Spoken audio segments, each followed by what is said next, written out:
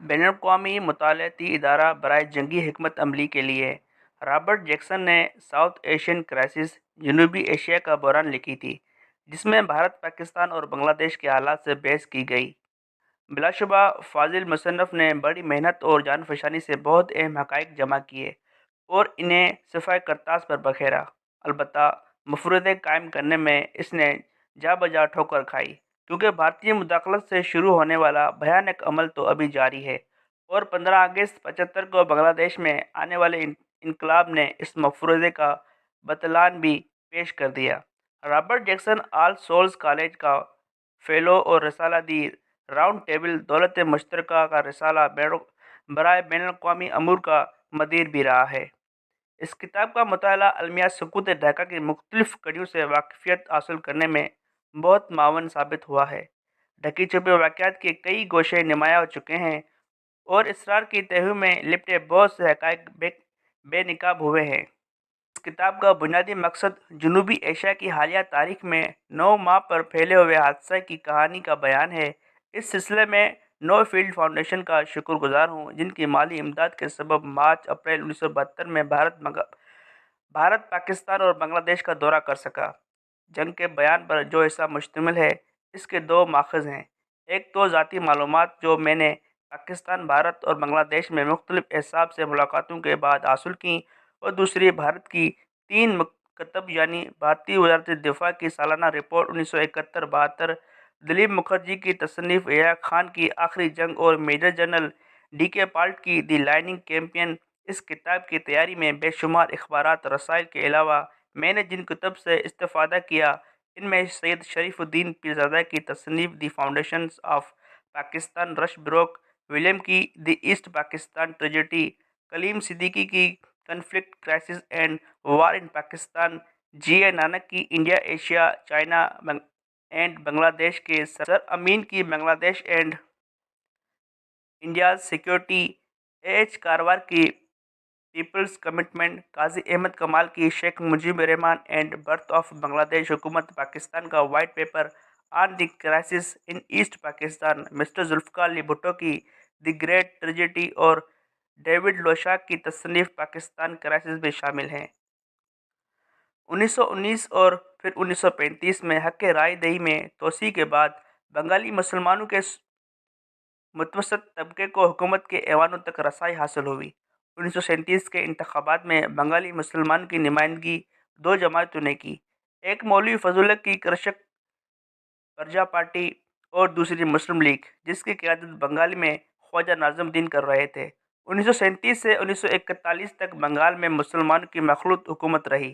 مولوی فضل الحق نے آل India Muslim league کی پالیسی کی حمایت کی، یقین دہانی کرائی تو مسلم لیگ نے ان کی صوبائی وزارت کی پشت پناہی کی۔ مسلم لیگ کے اجلاس منعقد لاہور میں بنگال کے مولوی فضل الحق نے مارچ 1940 میں قرارداد پاکستان پیش کی تھی۔ اس کی عبارت میں قدر ابہام تھا۔ دسمبر 1941 میں انہیں مسلم لیگ سے خارج کر دیا گیا، لیکن موصوف 1943 تک وزیر اعلیٰ رہے، کیونکہ مسلم لیگ اسے اخراج کے بعد ہندو جاگیرداروں اور تاجروں نے ان کی حمایت شروع کر دی تھی۔ 1943 میں بنگال میں زبردست قحط پڑا، جس میں 20 لاکھ انسان لقمہ اجل بنے۔ اسی اثنا میں مسلم لیگ کو بنگال میں زبردست مقبولیت اور اثر رسوخ حاصل ہو گیا۔ نومبر 1945 کے انتخابات میں لیگ نے سارے ملک میں مسلمانوں کے ووٹ حاصل کیے، اور مارچ 1946 میں جب بنگال میں صوبائی انتخابات منعقد ہوئے تو لیگ نے 96% مسلم نشستیں حاصل کر لیں اور صوبائی اور قومی وفاداریوں کی چپکلش کا خاتمہ ہو گیا۔ ہندوستان کے مسلمانوں کے مذہبی اور ثقافتی تشکک کے اظہار کے نتیجے میں تصور پاکستان نے جنم لیا تھا۔ بنگال کے رہنے والے جناب حسین شہید سہروردی نے اپریل 1940 میں وہی کردار ادا کیا جو 1940 میں مولوی فضل الحق نے کیا تھا۔ اس سال دہلی میں مسلم لیگ کے منتخب شدہ ارکان کا کنونشن ہوا، جس میں جناب سہروردی نے ایک قرارداد پیش کی جو غیر مبہم تھی۔ اس میں پاکستان کی ایک آزاد خود مختار ریاست کا مطالبہ کیا گیا تھا۔ قرارداد کے مطابق یہ ریاست شمال مشرقی بنگال اور آسام اور شمال مغرب میں صوبہ سرحد سندھ، پنجاب اور بلوچستان کے علاقوں پر مشتمل تھی۔ قیام پاکستان کے بعد جو ہی قتل و غارت گری اور افراتفری کا خاتمہ ہوا تو ایک ایسے دستور کی تلاش شروع ہوئی جو سب کے لیے قابل قبول ہو۔ انگریزی راج نے دو چیزیں ورثے میں چھوڑی تھیں، ایک تو وائسرائے کے تحت مضبوط مرکزی حکومت جس کا ڈھانچہ 1919 اور 1935 کی گورنمنٹ آف انڈیا ایکٹ میں موجود تھا، اور یہ ایکٹ عارضی طور پر پاکستان میں نافذ تھے۔ دوسرے پارلیمنٹری جمہوری کی روایت جو 1935 کے ایکٹ کے تحت صوبوں میں موجود تھی، ان صوبوں میں بنگال سیاسی لحاظ سے زیادہ ترقی یافتہ تھا۔ مضبوط مراکز اور صوبوں پارلیمنٹری جمہوریت کے دونوں ورثوں کی آپس کی کشمکش کو حل کرنا بھی ایک مسئلہ تھا۔ اب ایک اور مسئلہ پیدا ہو گیا، اور وہ یہ کہ پاکستان کی نئی مملکت میں ان اسلامی تصورات کی تشریح کی جائے جن پر دو قومی نظریے کی بنیادیں استوار تھیں۔ یہ مسئلہ فلسفہ سیاست کی موشقافی نہ تھا۔ پاکستان کے دونوں بازوؤں کی دستور تعلقات میں اسی نہایت اہمیت حاصل تھی۔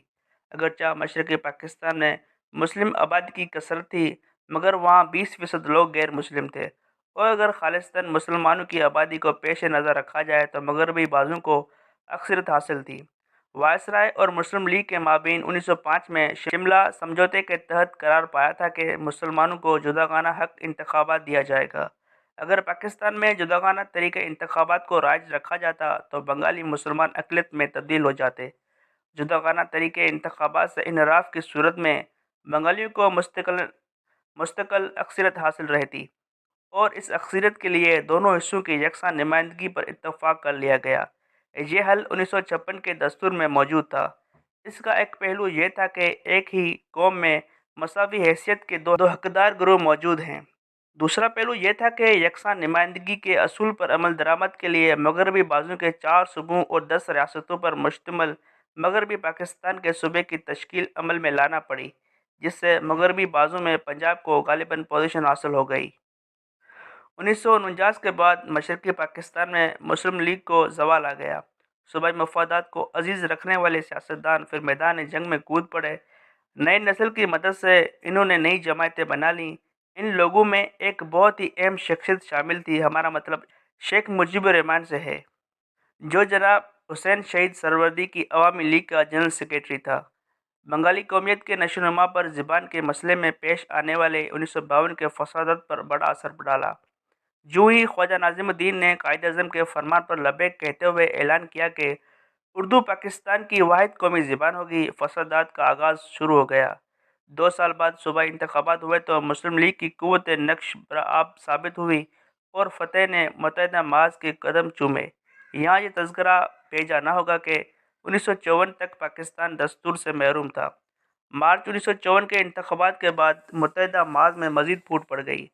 فضل الحق وزیر اعلیٰ بنے تو تھوڑے عرصے بعد انہوں نے کلکتہ جا کر مشرقی اور مغربی بنگال کے اتحاد کے سلسلے میں جذباتی تقریر کر ڈالی۔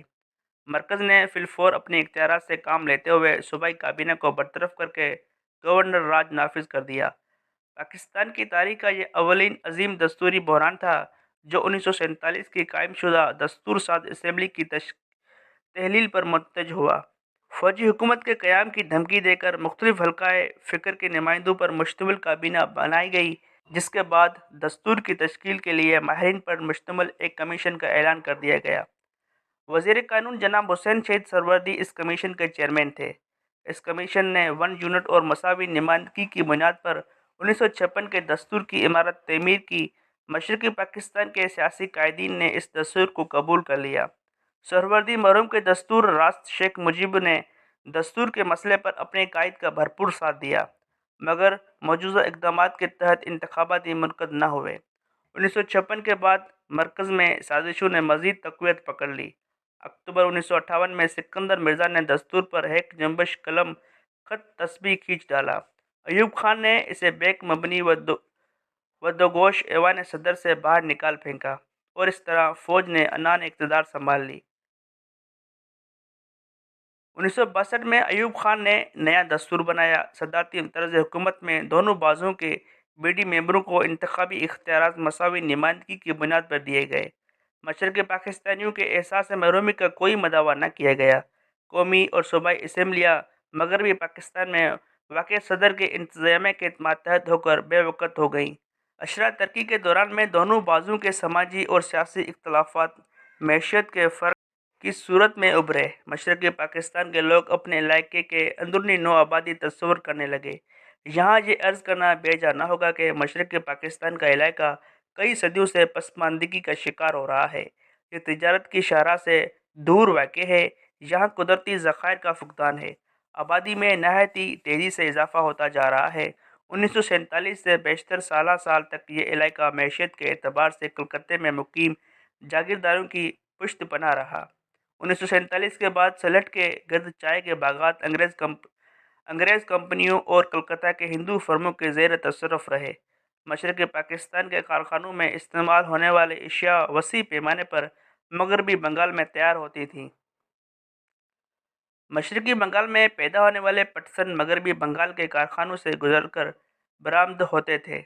آزادی کے بعد اور بالخصوص ایوب خان کے عہد میں ہونے والی تیز رفتار معاشی ترقی کے بعد مشرقی پاکستان کا انحصار مغربی بنگال پر نہ رہا۔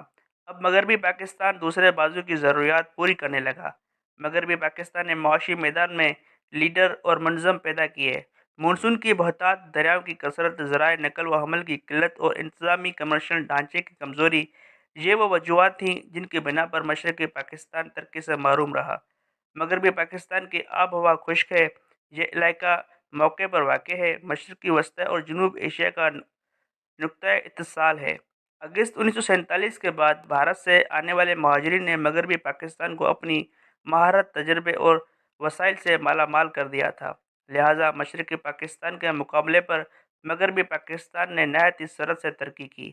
مختلف وجوہات کی بنا پر جو بے وزن نہیں، مغربی علاقے کو معاشی منصوبہ بندی اور ترقیاتی کاموں میں بہت اہمیت دی گئی۔ 1959-60 میں مغربی پاکستان کی فی کس آمدنی مشرقی پاکستان کی نسبت 32% سے زیادہ تھی۔ آئندہ اشرے کے دوران مغربی پاکستان میں سالانہ ترقی کی شرح 6.2% تھی، جبکہ مشرقی پاکستان میں یہ شرح 4.2 سے زائد نہ رہی۔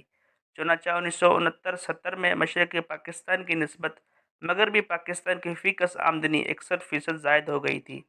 مشرقی پاکستان کے لوگ اس صورتحال کو صحیح تناظر میں دیکھنے پر آمادہ نہ تھے۔ دراصل یہ ان غیر متوقع حالات کا ناگزیر نتیجہ تھا جن سے مشرقی پاکستان دوچار تھا۔